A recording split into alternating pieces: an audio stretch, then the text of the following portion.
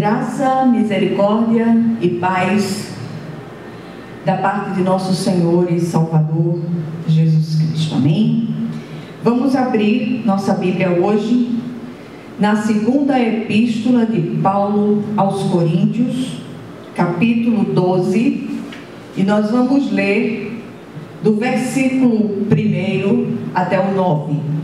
2 Coríntios 12, de 1 a 9, diz assim a palavra do Senhor: se é necessário que me glorie, ainda que não convém, passarei as visões e revelações do Senhor. Conheço um homem em Cristo que há 14 anos foi arrebatado até o terceiro céu, se no corpo ou fora do corpo, não sei, Deus o sabe, e sei que o tal homem, se no corpo ou fora do corpo, não sei, Deus o sabe, foi arrebatado ao paraíso e ouviu palavras inefáveis, as quais não é lícito ao homem referir. De tal coisa me gloriarei, não porém de mim mesmo, salvo nas minhas fraquezas. Pois se eu vier a gloriar-me, não serei nécio, porque direi a verdade. Mas abstenho-me, para que ninguém se preocupe comigo mais do que em mim vê ou de mim ouve. E para que não me ensoberbecesse com a grandeza das revelações, foi-me posto um espinho na carne, mensageiro de Satanás, para me esbofetear, a fim de que não me exalte. Por causa disto, 3 vezes pedi ao Senhor que o afastasse de mim. Então ele me disse: a minha graça te basta, porque o poder se aperfeiçoa na fraqueza.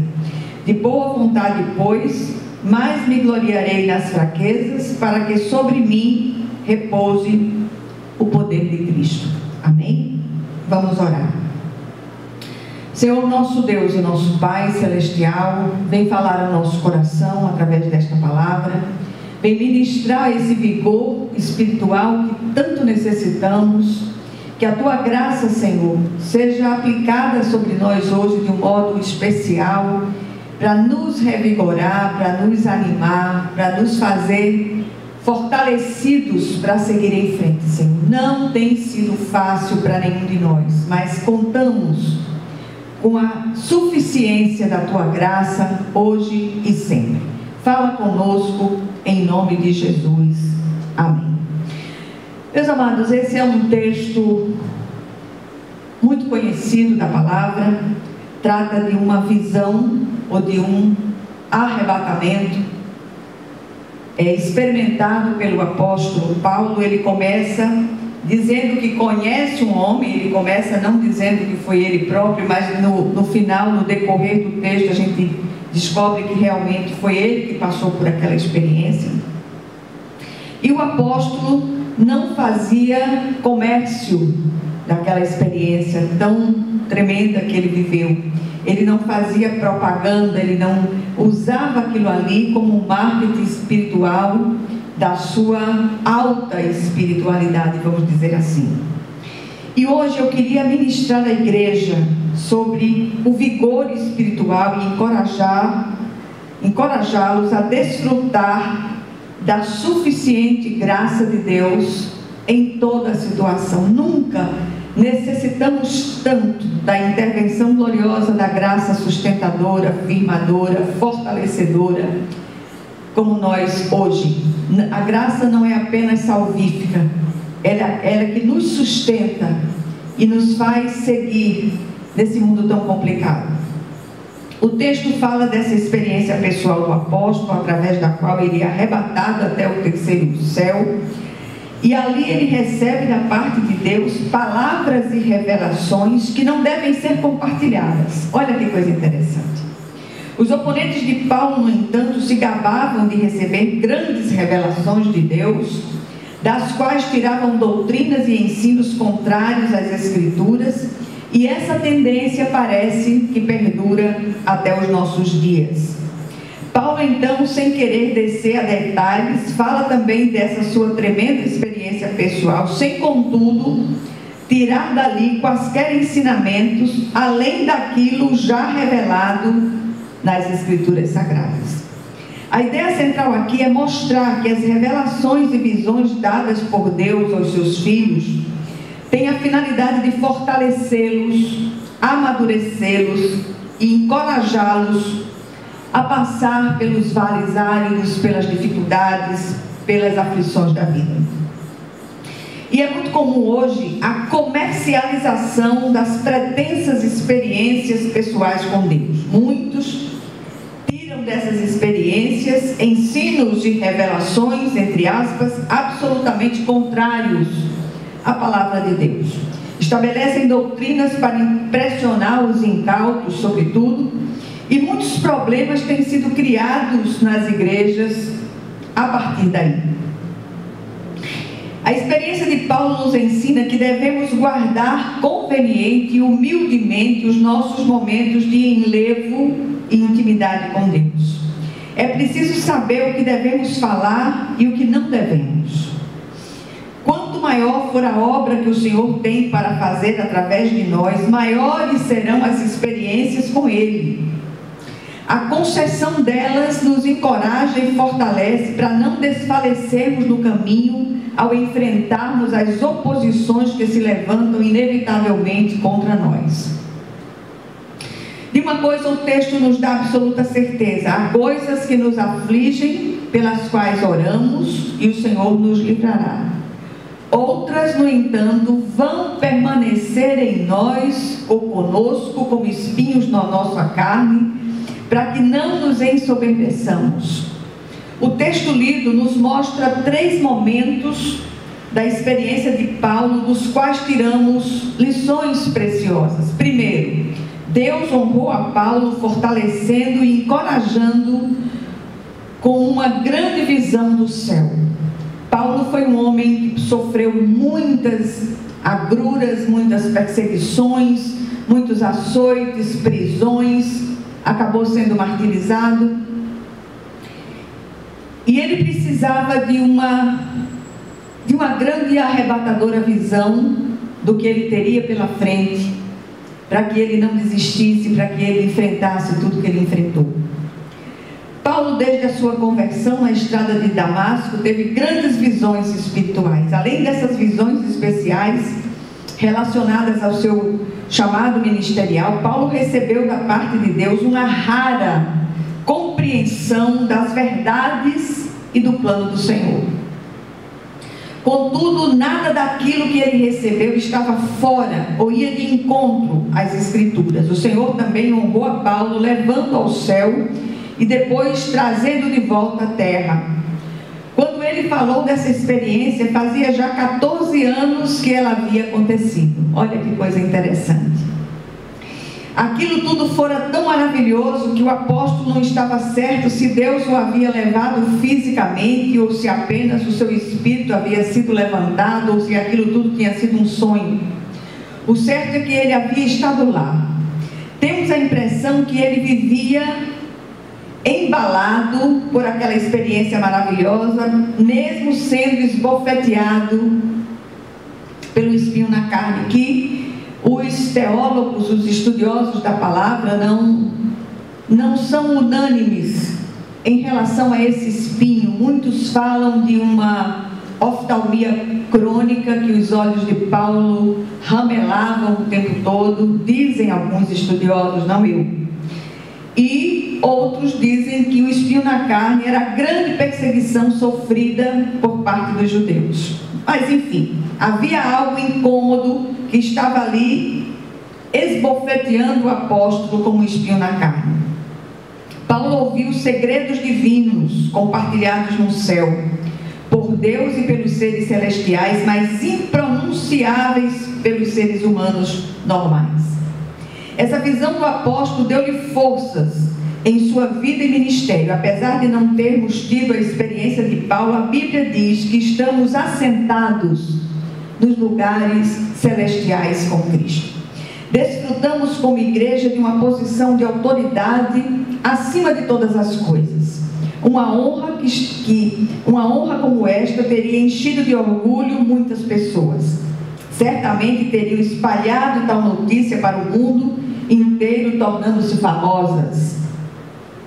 Paulo deu ao Senhor toda a honra e toda a glória daquela experiência maravilhosa, por conhecer-se reconhecer-se indigno dela. A segunda lição do texto é que Deus humilhou a Paulo para que ele não se ensoberbecesse. O orgulho é uma marca do ser humano e precisa ser combatido. Deus sabe como equilibrar a nossa vida. A experiência de Paulo no céu poderia ter estragado o seu ministério terreno, mas Deus, em sua bondade, permitiu que o adversário o esbofeteasse para evitar que ele se tornasse orgulhoso. Nem sempre o sofrimento é o resultado de um pecado ou desobediência. O Senhor pode escolher nos disciplinar através desse instrumento, desse recurso. O sofrimento pode ser um grande formão de Deus para esculpir em nós o caráter piedoso e dependente do Cristo. Paulo recebeu um espinho na carne para guardá-lo do pecado do orgulho. Uma experiência como aquela poderia inflar o seu ego, e o Senhor, que conhece os corações, sabe que a soberba conduz a várias tentações. E aí não se sabe, repito, ao certo qual seria esse espinho, mas sabemos que aquele espinho trazia muito sofrimento ao apóstolo.